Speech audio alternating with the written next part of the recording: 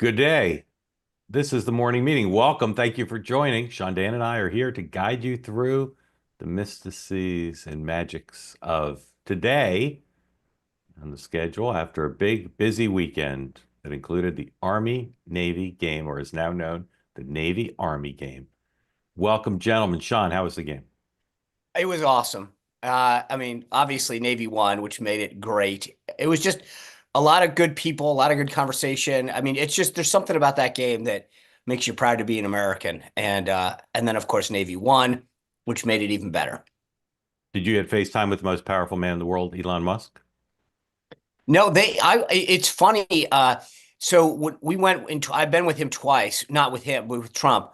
I've never seen security like it was this time. Yeah. They were like hermetically sealed.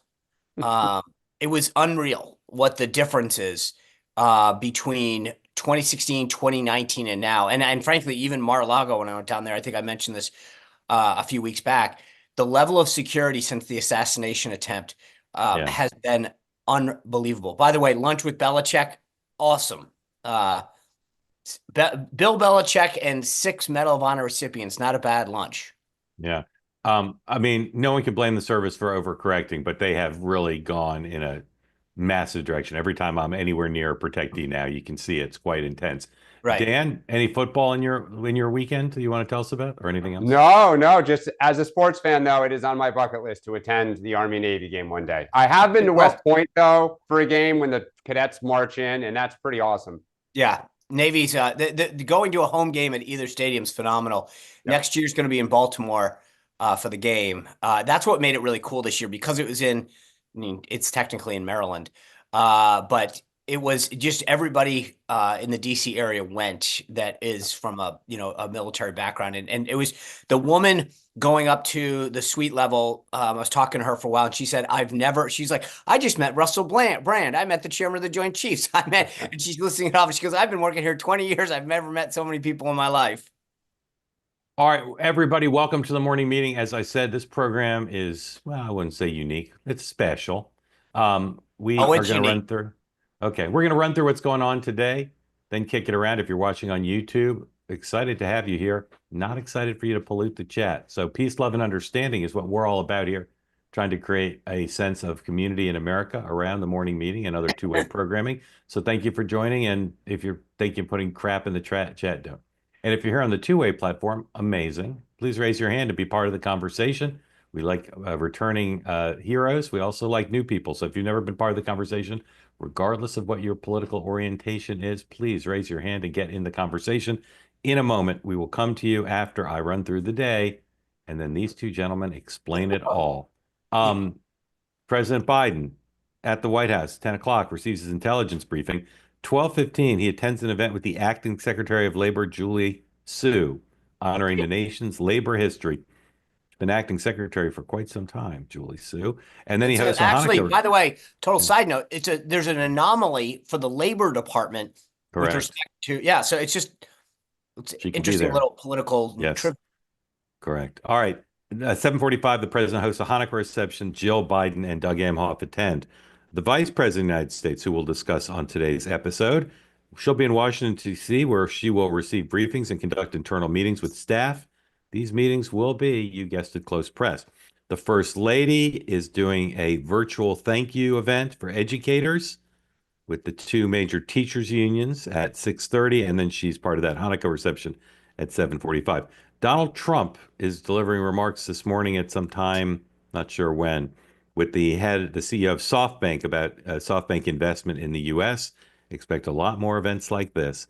Not sure what J.D. Vance is up to today on the Hill. They're trying to figure out the pass some sort of spending bill to keep the government from shutting down. Everybody says they will, but you never know because there's always a chance of an error and a miscalculation. So we shall see.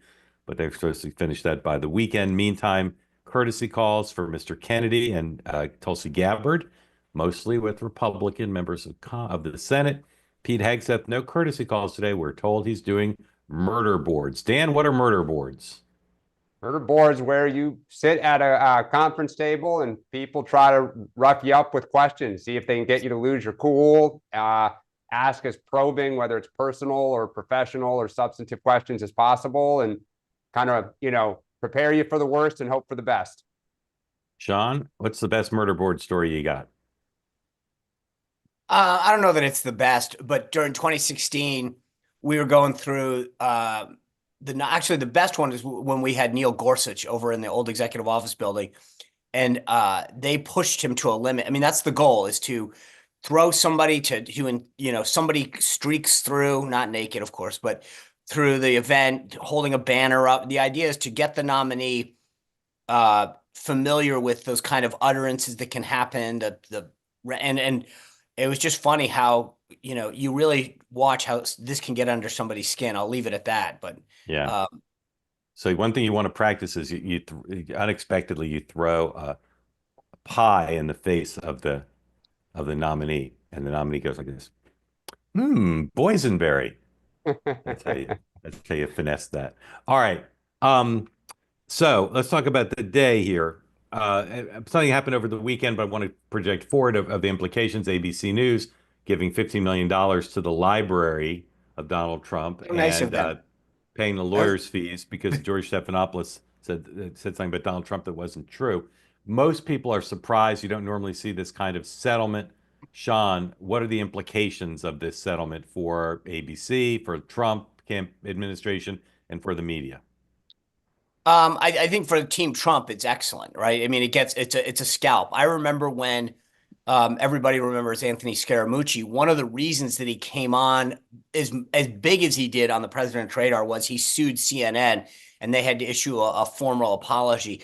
There's something about getting media outlets to apologize, and in this case, to make a massive donation to the president's library, soon to be library, that really is a big deal for Team Trump, and I understand why, of course. But so this is a major scalp.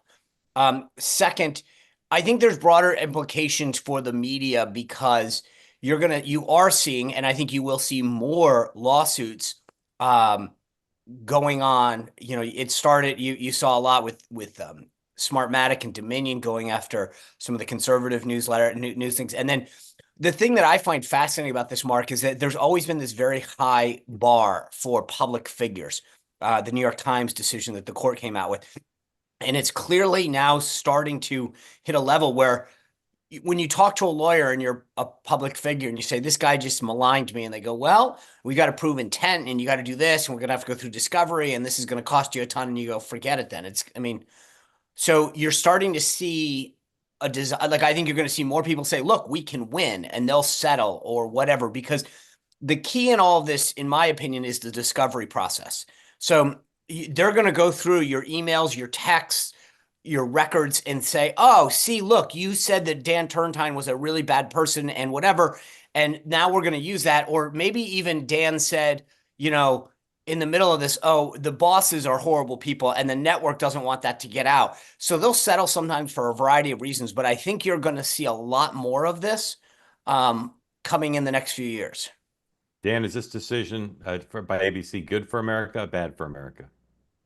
Oh, it's good for America. I mean, the way people would talk about Trump the last 9 years, rhetoric obviously got very hot. People conflated information. In this instance, the difference between, I think it was assault and rape, very big difference. And to Sean's point, what happened in the Dominion case, where all these personalities, all the terrible things they said about Donald Trump, and the contesting 2020 was humiliating for the network. It was humiliating for some of those stars. And so I think if it holds people more accountable, that's good about what they say about public figures. Yeah, and it's funny. Tim in the chat is saying, Trump needs to let them be good journalists. There is a difference. I am for a tough and fair media, right? They should hold you accountable. But when they speculate and lie and demean, like that's not good journalism. That's not good for anyone. When you read a story saying somebody did something, you assume as the reader or viewer that that's true because the journalist wrote it. When that was based off innuendo or speculation, that's not good journalism, and it impugns the character of an individual that might have long-lasting implications for them. So I think that this is very good. It holds them accountable. It makes them Sure. rethink when they print something. Do I have this right? What impact am I going to have on somebody's life? I mean, I know this is not a reporter thing, but this isn't something we normally talk about, but this Duke issue that came up where the woman recanted her entire story and said, I made it up. Those individuals' lives have been forever changed.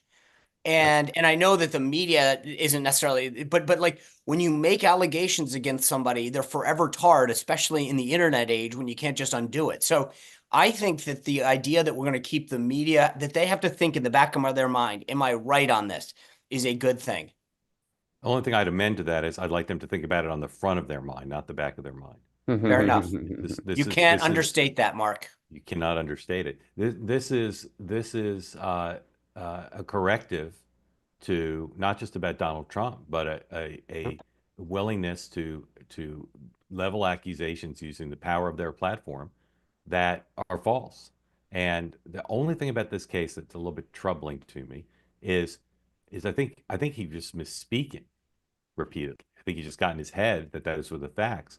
But if it takes $15 million and an apology to send a message to people, you cannot be reckless with the reputations of people, even if they're public officials. I think that's great. Some in the press are casting this as part of a Team Trump conspiracy to start trying to intimidate the media. And I hope that doesn't happen. But people shouldn't say because they're worried about that people should be allowed to speak falsely about people, even people in public life. All right. What are you guys looking for this week? Just in general, what's one thing? Dan, you first. What's one thing in this holiday-ish week? Sean, what's the problem? You got two things you want to say? Yeah, I didn't know we were going to narrow it to one. I have two. All right, you can do two. Dan, you can do as many as you want because Sean's doing two. What's on your radar? I don't know. Actually, Sean, I only have one, so I'll tee this up to you. Do your one. I think the biggest thing here is, does Trump make a decision about next year in terms of the legislative process to start enacting this his agenda? Because you were seeing over the weekend and you're seeing today, Republicans are getting anxious. Like to pass bills takes time. To tee things up, to put the coalitions together takes time. And they're chomping at the bit because they're all terrified of Trump to say or do the wrong thing. So everyone is looking for direction from the president-elect. And I think according to reports, he is going to say what he would like to do. If he doesn't, that is a kind of under the radar sign of like potential chaos and disarray again as they get ready for 2.0 here. Great. Sean. Luckily, Dan took one of my two. But I will add, Dan's absolutely right. I mean, the number of industries that could happen in either one or two reconciliation bills, which is what my guess is the president today announces the 2-track reconciliation process as a means of both reducing the deficit, spurring economic growth, renewing the tax cuts, dealing with the border, et cetera. But if you're in major industry in America right now, or frankly, even a transnational corporation, these two bills are where your lobbyists are going to earn every penny that that you're paying them, all of them, which is probably a bad analogy. It's more like $100 bills that they're paying them. So that to me, this is going to be huge, how this comes down the pike. And Dan's right, building that coalition, building support, building public interest is going to be huge because there's going to be major opposition to it as well. The second thing that I was going to be looking for is, we had Hegseth go through the barrel. RFK, we mentioned briefly, is going to be up on the Hill this week, but this is going to be to me, an interesting dynamic because does he cross party lines? Do a couple Dem senators come out and state their support for Bobby? I think that he is going to get a lot more support than people might completely, that he might get a lot more support than meets the eye. Yeah. Well, and Sean, I think it'll be interesting because he's the first nominee where the problem may be with the right base, not that middle Murkowski-Collins crew. But like if, let's say 3 or 4 Democrats come on board, would 1 or 2 Republicans, if he doesn't answer on choice or won't vote against him to kind of like put a marker down for their own like base politics? Yeah, they would, except, I mean, I think I mentioned this last week, that the life groups are not out there beating the drum the way that they've been reassured that on these issues that Trump's stance will will be the one that's guiding all of the policy. So I think if Susan B. Anthony or something like that came out very strong, then I'd be concerned. But in lieu of that, I think they're in lockstep. All right. So along this question of confirmation, Tom Tillis, senator from North Carolina, was on Fox News Sunday. He's an interesting case. He's up for re-election in the next cycle.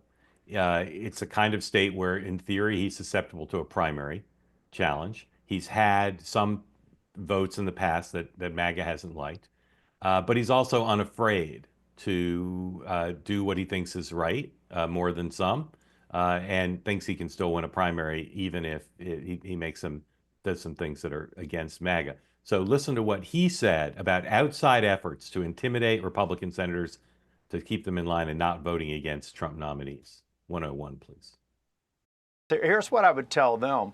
If they really support President Trump's nominees, they should stand down and let the nominees win on their own merits, and I think most of them will. President Trump had a good experience in his first term as president in terms of enjoying the support of Republicans. He should expect it again. But if people want to play the outside game, then they run a lot of risk. 4 votes are all it's going to take to kill a nomination here. So they should take pause, do the work, build a compelling case. So interesting thesis that the outside game will only backfire. I don't think that's the case, although it can. As the transition folks are pointing out, there's not a single Republican senator on the record opposed to any of the nominees. And what I'm looking for this week is to see if Kennedy and Tulsi Gabbard, who are both on the Hill doing courtesy calls, if they are now given the same courtesy that Hegseth is given, which is no one opposes until the hearing. So that gives you the opportunity to get through the background check, line up your allies, get before the committee, make your case without having to deal with no's. I suspect that will be the case, and I suspect there won't be very much outside activity against them. Guys, what do you think of that? Unless there's a story that I mean, like right now they've got calm waters ahead of them, right? There's nothing new that's happening. They had a good weekend. It's when the bombshell comes that I think we might have an issue.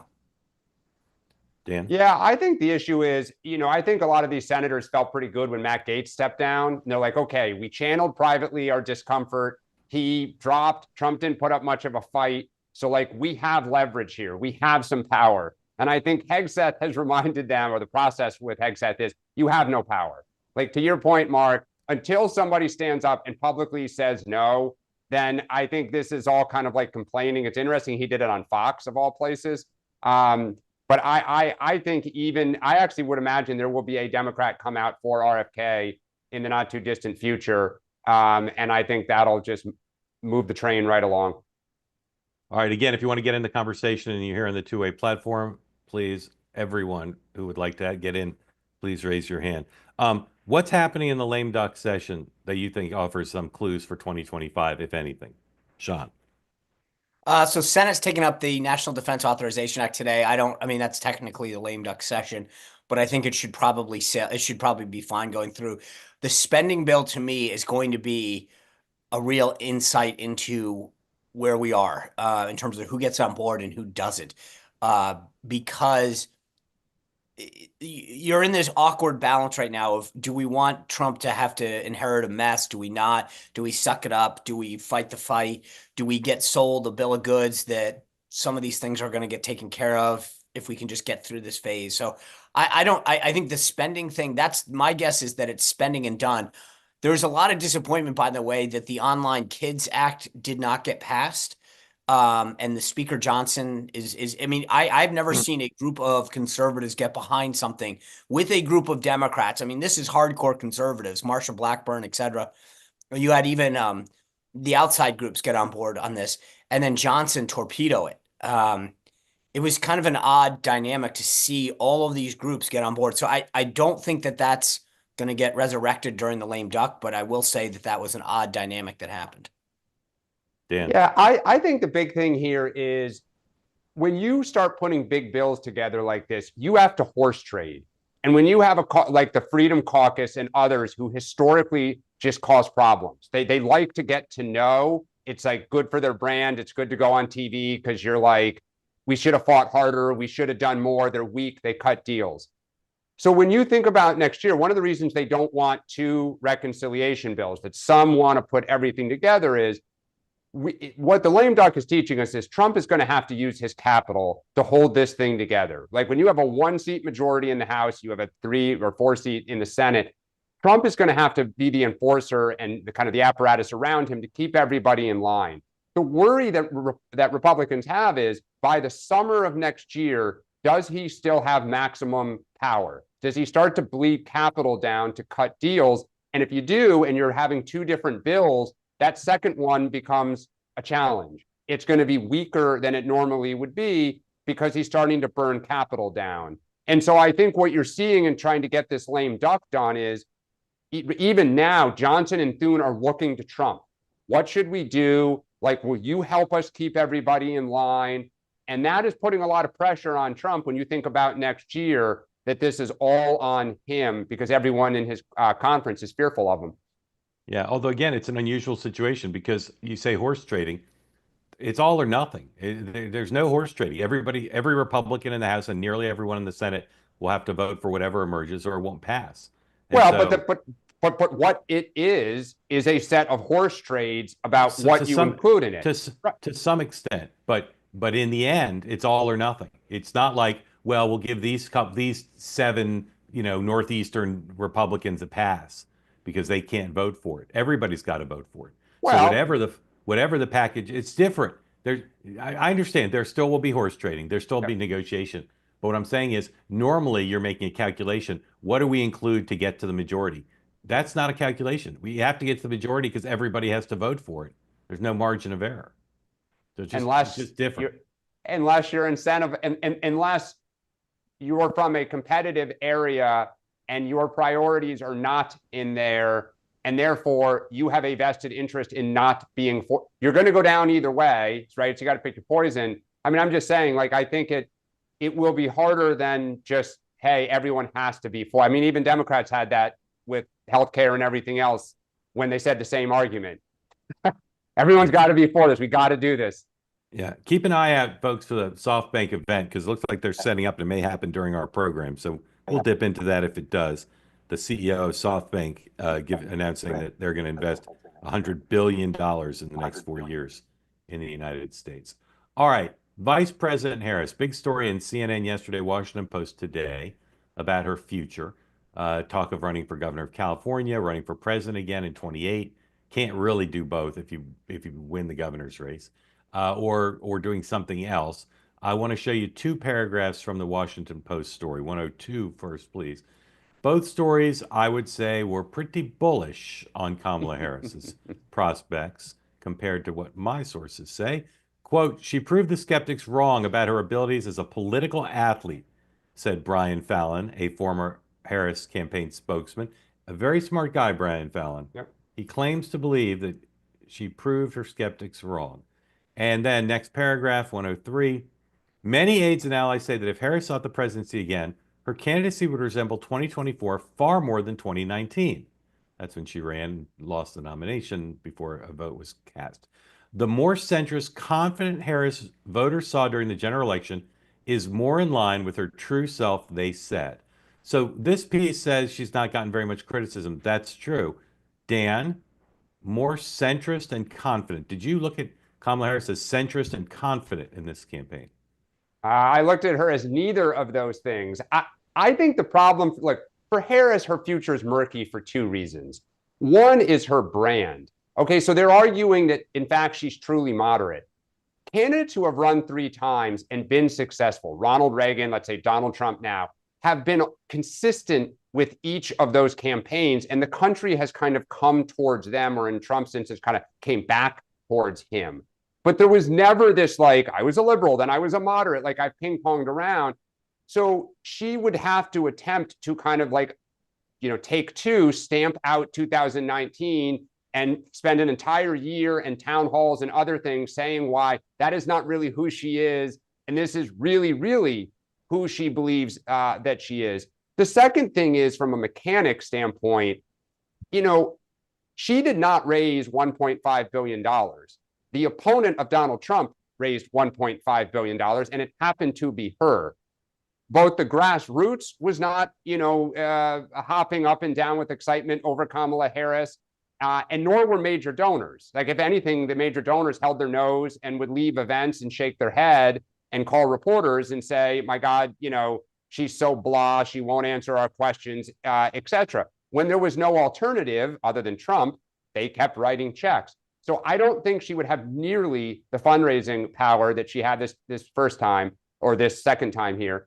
And the other thing is, what is her base? What is her coalition of either voters or kind of muscle in the party that you say, okay, they're going to be behind her, and I don't know how we get around that to get to a winning formula. You could maybe argue older black women are her strength, but all the rest of the segments of the party were lukewarm at best about her. So I just don't see why anyone would fear her, certainly for president. And I even think if she runs for governor of California, she will be challenged in a primary. Sean. Yeah. So first, with all due respect to Brian Fallon, the only way she's a strong political athlete is if billiards is a sport. Secondly, I've seen plenty of people do both. She could easily drive Uber and Lyft. I've been working on that all weekend.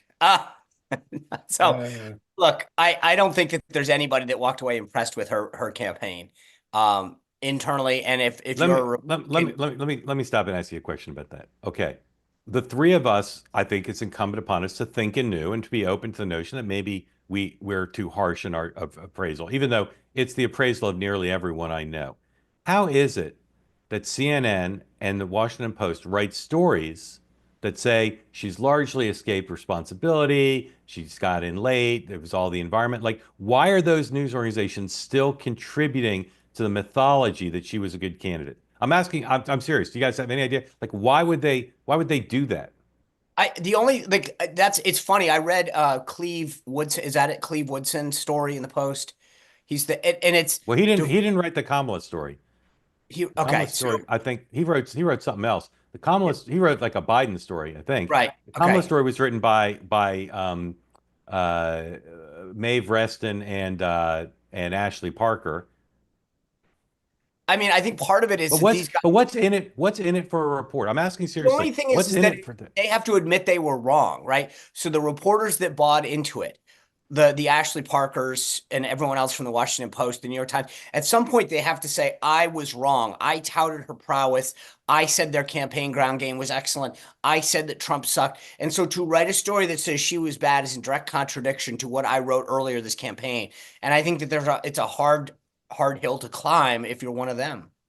I also just think that there's a feeling in the party that, like, we're in the wilderness, we got our butts kicked, and like Trump's dominating right now, and then we'll kind of deal with the future in the new year. And nobody kind of wants to pile on her. And even the Biden criticism, I think, is actually fairly soft right now.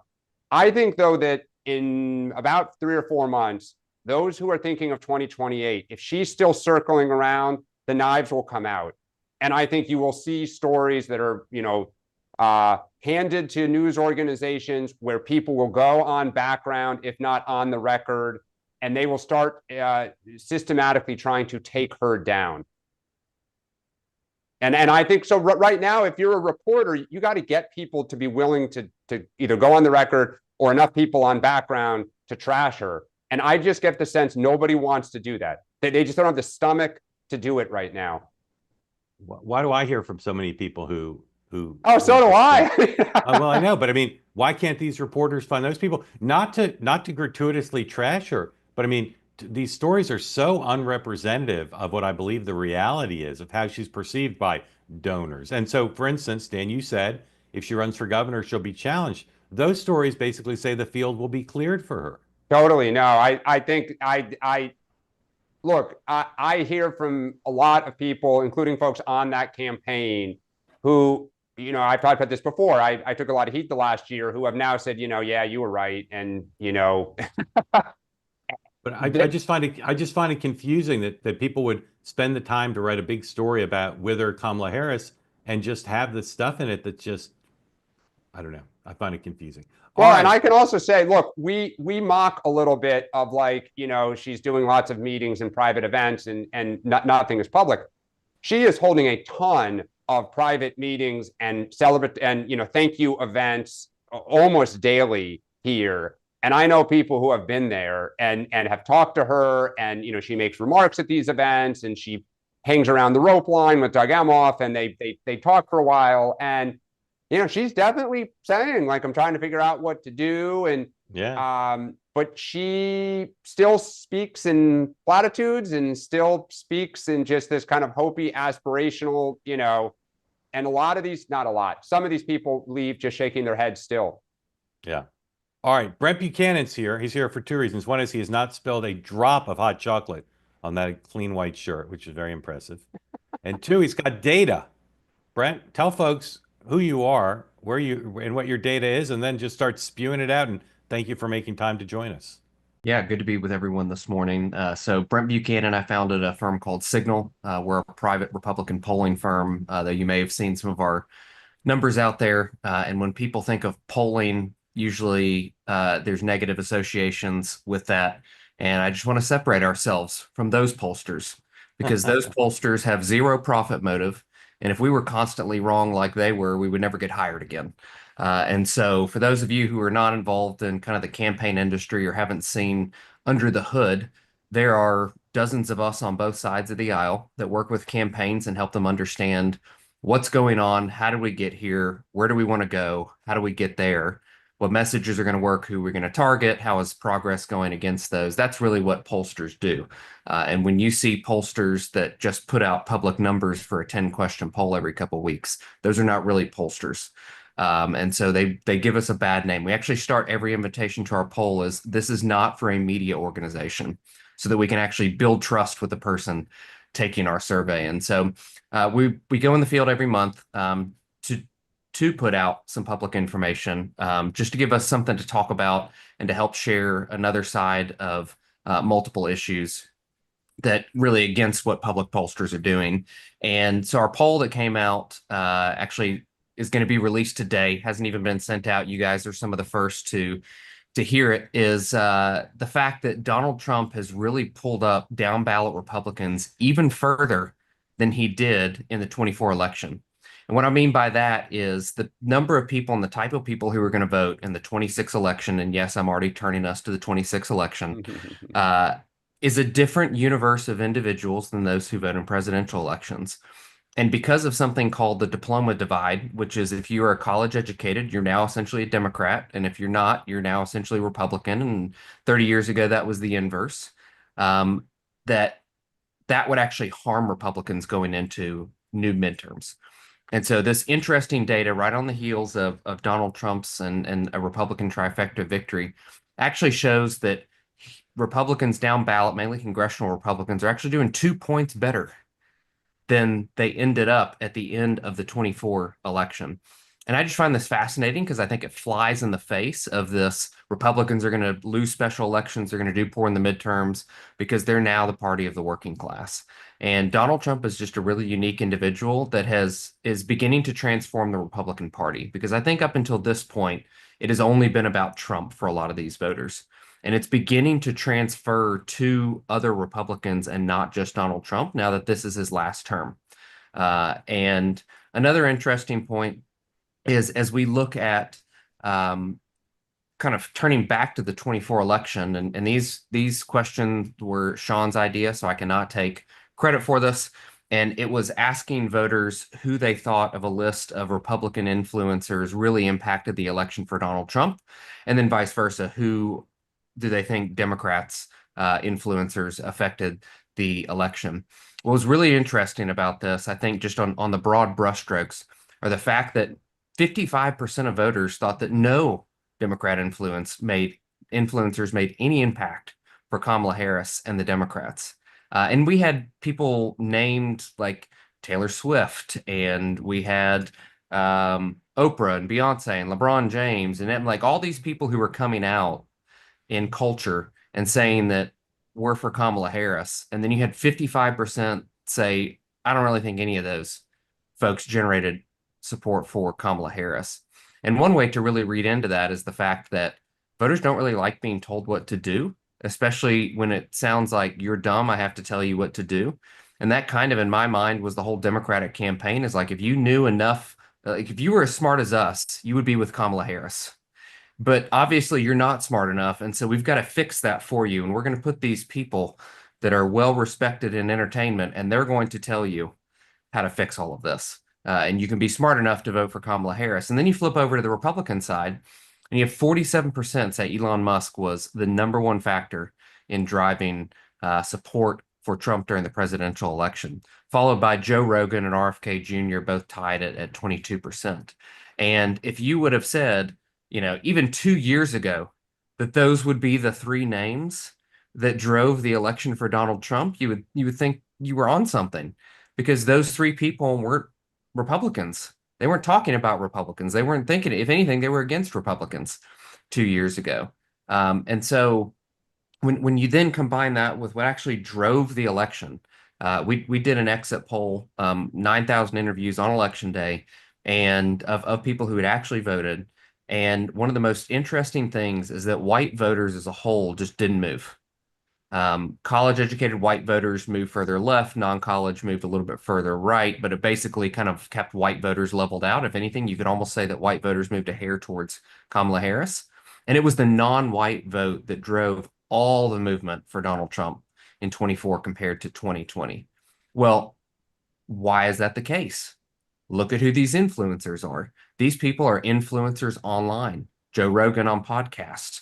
RFK Jr., really an online sensation because the mainstream media didn't give him any oxygen. Elon Musk, I mean, he's kind of across the board, but then when you compare that to how people consume their news and how they're voting, all these online platforms, and not just X, but streaming apps. So if you get your news from streaming apps in places like this, you voted for Donald Trump by 26 points. If you get your news from YouTube, you voted for Donald Trump by 14 points. TikTok, Kamala Harris only won TikTok news consumers by 14 points. And so you start to see how this entire ecosystem of media. Brett, sorry to interrupt, but is that people saying that's their top source? So when we ask that question, we ask them to pick up to 3. So that way they don't have to box themselves in and say. So it's one of their 3 top choices. Correct. So someone who listed TikTok is one of their 3 top choices. Kamala Harris only won them by 14. 14. Amazing. Okay, sorry, And keep going. Yeah, and it's an audience that if you looked at how they voted in 2020, because we always ask folks, how'd you vote in the prior election too? Those same voters were for Harris by like 30 or for Biden by 35 points. So it's not just simply people choosing to say, okay, I used to be on mainstream media and now I'm going to go get my news through alternative sources. It's actually preferential changes because of those news sources and culture on these folks. And it presents itself in this influencer question. And so all those Democrat influencers that people said mostly didn't make an impact were essentially all on mainstream media. And most of the Republican-leaning influencers were online. And I think this really breaks out a new way that elections are going to be defined. And it's not going to be who spent the most on ABC, on the broadcast channel and on the local news that's going to define elections moving forward.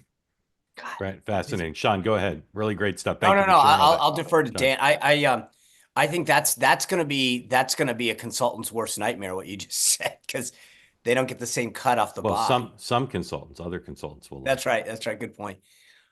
So the thing that I think is interesting is that when you looked at the issues from the top lines I saw, the economy, immigration, all stayed at the top, but abortion and threats to democracy from October, November to now have all just gone down. Yeah. My take is that you kind of watch democracy in action, you think there's less of a threat to it. Maybe there's got to be something that if you just participate in the democratic process, it's hard to then say it's under attack. Well, Sean, it's similar to what you and I were talking about on, I think it was Friday that we chatted through this, was that when you spend money on something, especially billions of dollars, it is going to raise the salience of the issue. And if the issue doesn't have enough legs and strength on its own, and if it's not a natural thing that people are caring and thinking about, then when the money stops going towards it, the attention stops going towards it. And these issues that the Republicans were running on are things at the very base of Maslow's hierarchy of needs. Do I have shelter? Can I provide for my family? Is there food? Is there clothing? Am I going to have a job tomorrow? Am I going to have this? Am I going to have a way to get to work? All these things were at the very base, and I really think the illegal immigration fits into that too. And then when you looked at Democrats' issues, it was threats to democracy, it was abortion, it was climate change, it was these luxury issues that are at the very top of Maslow's hierarchy of needs. The only thing they have left is self-actualization. And when you quit putting money towards those things, and it's not something that is affecting somebody's daily life and their ability to exist and to provide, then it falls to the wayside. And Democrats put so much money and effort in this last week of the presidential campaign. I mean, you saw it when Harris, with the White House behind her on the ellipse, was essentially giving the Trump is Adolf Hitler 2.0 speech. That is when her polling started declining. Our exit poll showed that 10% of the folks made their decision in the last week, so after the Hitler speech, and they significantly were Donald Trump voters in the end. And so it was just very tone deaf in my mind. And of course, if you can't tell, I'm a partisan pollster, that they just weren't listening to what normal people were saying. They were only listening to what their new base is, which is coastal elites. Dan. So was there, sorry. Go ahead, Dan. Was there in that, it's interesting that the 10% who made up their mind in the last week, did you get information about whether the reason for their vote was that they were turned off by Harris? They found Trump, like they just said, okay, the economy was great under him, we trust him more. Was it a combination? Did you get any sort of reason for that late break? Not in the exit poll, but we did in the survey from last week ask if somebody was a first-time voter. And a lot of those folks who decided in the last week, this was their first time participating. And 30% of them said, I vote for Donald Trump because I support him. 23% say I voted for Harris because I support her. And then you kind of had a mix of I voted for Trump because I was against Harris or for Harris. I mean, I really think that it honestly gets back to the fact that people are really bad at assigning reasons to their motives because our motives are so emotion and guttural. And we have to think about why we made a decision after we made the decision. But I really think it comes down to the issues of illegal immigration and inflation economy. And then I think there was actually a large cultural aspect of it too. Because if you look at communities of color, especially men in communities of color under the age of 45, they're very attuned to these cultural issues, and they actually don't like some of the woke progressive things the Democrats have leaned into significantly. And so I think it was a smattering of all those things. And if you try to ask somebody what actually caused them to make their decision, you're going to get a made up response. Well, one thing I thought was interesting was this interview Rob Flaherty, the deputy campaign manager for Harris, who oversaw digital, gave this weekend, was he said that they tried to get on a lot of these podcasts and work with influencers who would not work with them because they were queasy that their audience was not a fan of the Democratic Party. And they were very hesitant to have Harris or somebody like her on, which would go to the idea that culturally their audience is disconnected from the party. And they're business people. And at least the way I read that Flaherty quote was that he was saying they were specifically really trying to get on a sports podcast, right? Yeah, that's right. Yeah. All right, Brett, stay with us if you can, because I'm hoping folks have questions for you. I'm grateful to you for joining and sharing all that great data. Richard, welcome in. Tell folks where you are and what's on your mind, please, after you unmute. No, I think you're muted, Richard. Still muted, Richard. There you go. Good morning, Mark. I just posted something in the comments. I hope this doesn't seem like a gratuitous self-plug, but I have a commentary on American greatness this morning, an open letter to RFKJ saying that as soon as he is confirmed and Trump takes office, that moves should be made to ban big pharma advertising on at least network television. We banned cigarette advertising in the 1970s, why can't this obvious conflict of interest be addressed today? So my question is out to both of you, all three of you. What are your feelings on this topic? Yeah, great question. First Amendment's pretty important, but as you pointed out, it's been waived in the past for particular products. Sean, what do you think about banning pharma ads? Yeah, you bring up a good point, Mark. I'm conflicted on this because I do believe in free speech, and I feel like we go down a slippery slope. But I think, even when you go in and you talk to your doctor, I've asked this before. There are too many people who walk in and say, "Can I have fill in the blank because I saw the ad?" Which is driving so much of this. We have a very pill-based healthcare system, which is you've got a problem, we'll give you a pill, not what will solve the problem. And I think that's what RFK is really getting. We talk about root causes. We need to figure out how to get to the root causes of so many of the issues that ail us as a society.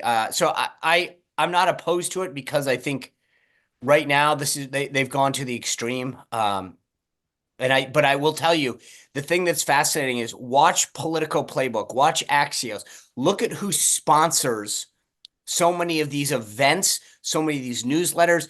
And I got to tell you, Mark's the one with journalism background, but if you are writing every day and you see that the person that's paying for your paycheck is Big Pharma, you really going to come after them? I have a hard time believing that that's not in the back or front of your mind.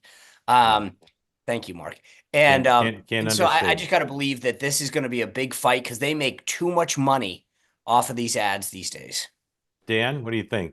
Yeah, I can definitely confirm that a lot of people in DC's advertising, it is surprising how they do not criticize those who advertise and at times criticize competitors. And it's sometimes made known to you when they're pitching to you. Look, I think this is a slippery slope. I'm actually against banning the advertising. I mean, look, when Democrats leaned on social media companies to not put out what they thought was COVID misinformation, a lot of people got upset. And it turned out, later on that some of that stuff wasn't misinformation. There might have been some grains of salt. But anytime the government starts trying to pick winners and losers and saying, your speech is not right, you are, I just think it's a very, very slippery slope, and government doesn't do that well. So I would rather err on free speech and let voters make up their own minds. Because look, you also have the issue that doctors in some instances make recommendations, and if you take that recommendation, they are compensated for stuff. And so just the healthcare system has challenges that need to be fixed, but getting into banning speech to me is not a good idea. Brent, my guess would be, there may not be any data, but my guess would be if you ask people, should big pharmaceutical companies be banned from advertising, that would be like 80-20. Highly likely, mainly because we're sick of seeing the dogs jump around for an hour, a full minute while they tell us all the consequences of the drugs. But Yeah. I'll tie this back to polling for a second. The group that's really beginning to define elections is younger voters. And historically, that meant bad for Republicans. But this is a group, especially the lower income, lower educational attainment folks. It's a more diverse group. They represent about 15 to 20% of the electorate. And this audience is beginning to wake up to a lot of these things. And it's why they really went towards RFK Jr.'s candidacy when he was an independent before he joined Trump. I think it's a lot of the reason that they ended up voting for Trump, even though they may not personally like him, is this whole thing that everything is rigged against you is a very comforting thing if you feel like nothing's going well and right in your life. And so these targets are really just targets. They're symptoms. They're not the source of the problem. And I think that's what Trump and others like RFK Jr. have really been able to tap into, is this discontent. Richard, thank you. Appreciate Dan, it. Oh, sorry. Go ahead, Richard. Finish up. Unmute again. Got to unmute again, Richard. I apologize.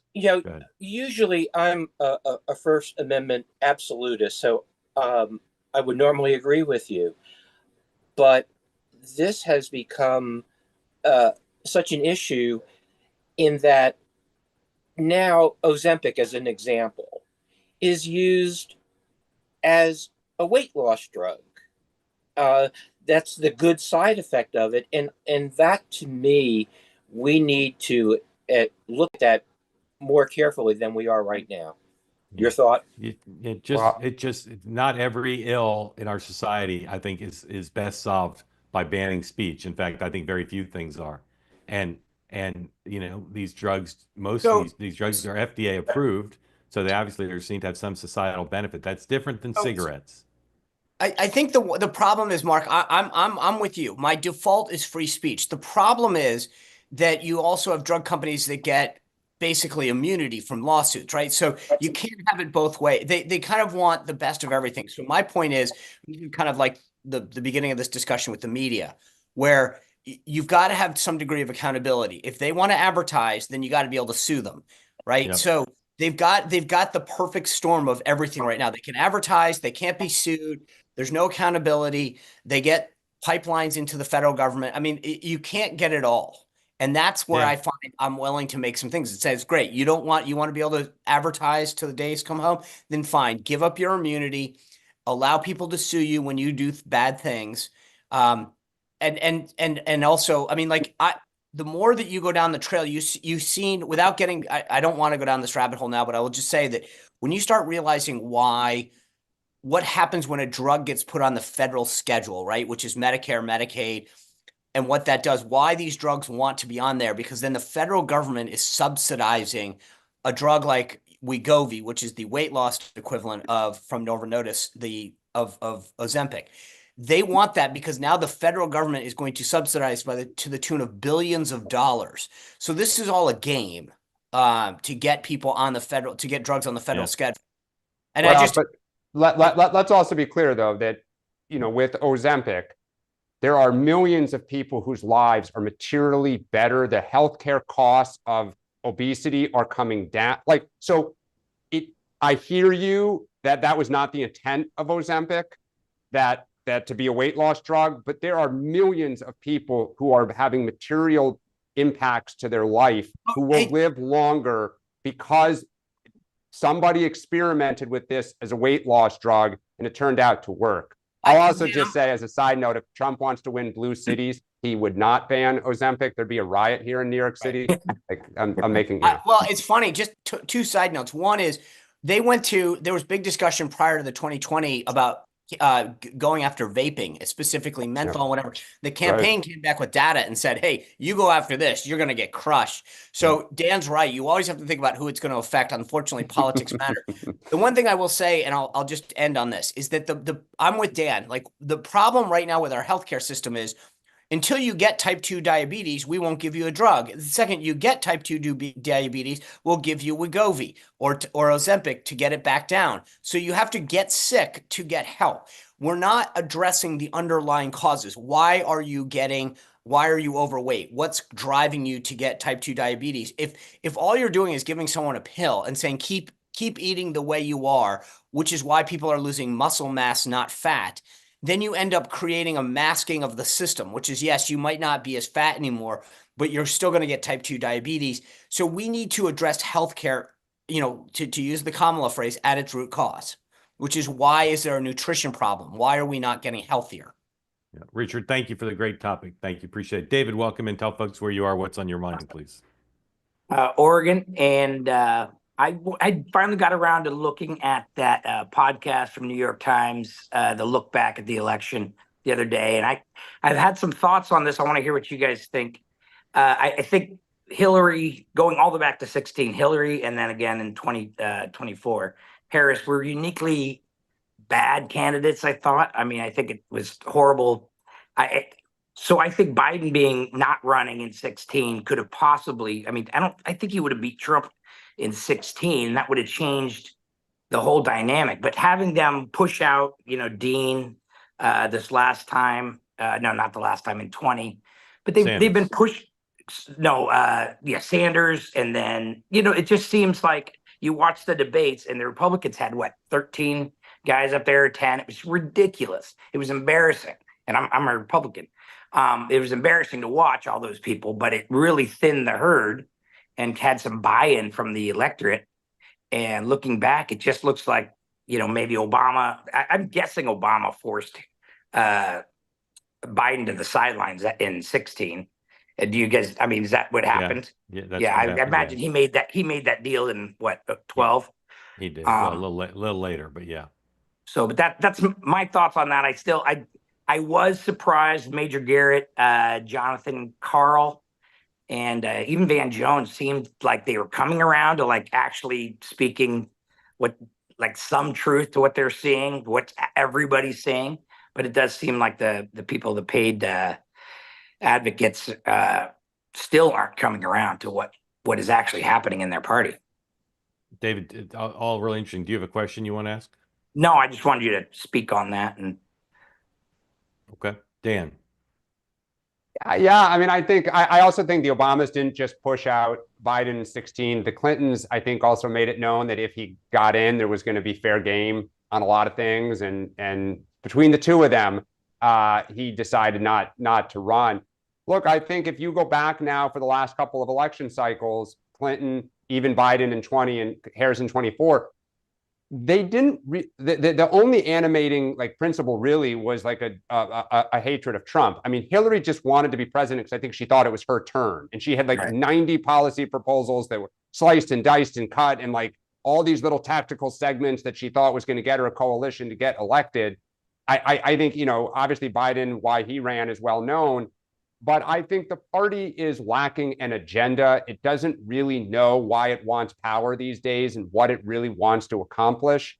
And I think that, you know, Trump was pretty clear about what he wanted to do. And the party's going to have to, you know, future candidates, I think, if they're successful, are going to have a new theory of the case and a new set of ideas to address the concerns that are out there that voters have. I would just say real quick, I think that it's a great question you're asking. The level of resentment in Biden world, and look, I'm no Biden. Yeah, you can see that. I get it too. I mean, the guy's always been like sort of the under, but the reason I think it's a fascinating question is there's an element of it in Trump too, which is, you know, Mark and I, we were talking about this last week with Dan, like why he loves Time Magazine, the New York Times, and 60 Minutes is that there's an element of respect me. I won. You know, you're my hometown paper or whatever. And you go back to Biden, and he has had this sense of, you know, I've earned this. I don't need to be told I can't run or that I can't win. And I get it. There's something inside of people who've been put down, who succeed, that they want that level of respect that's due them. Brent, have you seen anything in the data that suggests Joe Biden would have won if he'd stayed in the race? I actually think he would have performed better than Harris. Because you do $1.5 billion forgives many sins. And he also can still appeal to a working class voter in Pennsylvania in a way that she cannot. And so I think in some of these places, we did a survey and then focus groups of the two bellwether counties in Pennsylvania, which are Erie and Northampton. And we had Trump winning both of those by 1. And I think he ended up winning the state by one and some change. And those counties have traditionally tracked, especially Northampton, for the last 100 years. It's voted the correct way of whoever won that state and whoever wins the presidency. And so you began to see that she was really struggling with some of these voter groups in areas like Erie, Northampton County, Pennsylvania. And then I also think that there's a piece to it of the minority vote, because you go look at the undervote in Philadelphia comparatively to Biden, and I don't think that was just lots of extra mail-in votes because of the judges wholesale changed voting laws without proper process in 2020, and Democrats did a good job taking advantage of it. I think part of it was attributable to that, maybe a third. But I think the other 2/3 is like they also just didn't see her as a relatable individual, and they actually saw Joe Biden as a more relatable Democrat than her, and so they stayed home. Amazing, David. That's thank really you for the interesting. question, David. Thank you, David. Brett, thanks for joining us. We hope you'll come back regularly whenever you've got what Sean likes to call fresh and hot data. It's like buns in the oven, fresh and hot. Yeah. Brett, Right, thank you. you. Appreciate it. Tonight on Two-Way Tonight, we have two of our favorites together. I don't think they've ever been on our program, at least together. Republican strategist Christian Davidson and Tricia McLaughlin will join us to kick around the day's events and take your questions. So please make time at 6 p.m. Eastern this evening, and we'll reconvene and talk about what's gone on between now And then, thank you very much. Sean, closing statements. You have 30 seconds. Thank I the yield to Academy. the gentleman from New York. I've right. given my You've statement. given Dan, I'm closing thinking statements. You about have what 30 Brent seconds. just said about Joe Biden performing better. I mean, that's really surprising to me after that debate. But it's in the abstract. If he'd stayed in and continued to screw stuff up, then maybe not. But there's reason to believe that's correct. And let's see what maybe we'll hear from Brian Fallon, a critique of the program. Didn't like our critique of. I asked Kamala Brian to Harris. come on. I mean, Yeah. Brian will be on some. Brian will be on Sunday. All right. The three of us will be back 9 a.m. Eastern time tomorrow. I'll be back at 6 p.m. tonight with those two folks. And we hope you all have a great day. Thank you for joining. Bye-bye.